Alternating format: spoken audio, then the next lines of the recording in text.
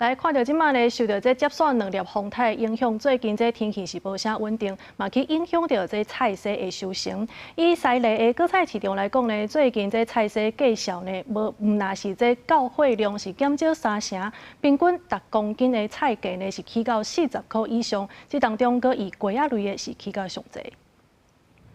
鸡仔店顶悬的番仔口里，有的已经黄去嘛闭去，受到进前丹那西风台的影响。 加上最近落雨了后，搁出日，鸡仔类生长了真严重。目前干来当收偌济算偌济。淹水出日头就会容易死掉。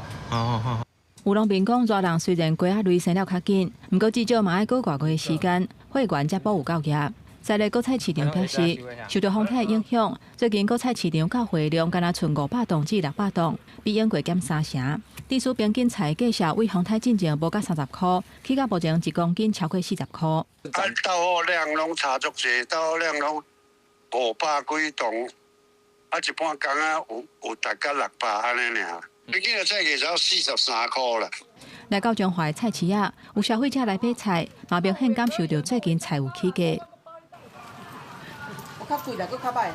我本来是包60块，现在然后起到80块。要看天气，如果气候没有异常的话，那叶菜类差不多10几天可能会便宜一些啦。西丽果菜市场表示，这个中南部菜市的产地大部分拢有受到灾损，其中叶菜类若要复景上市，至少都要15天至20天。若鸡仔类需要1个月以上，所来菜的价销起的幅度，也要继续观察天气甲落雨等因素的影响。记者综合报道。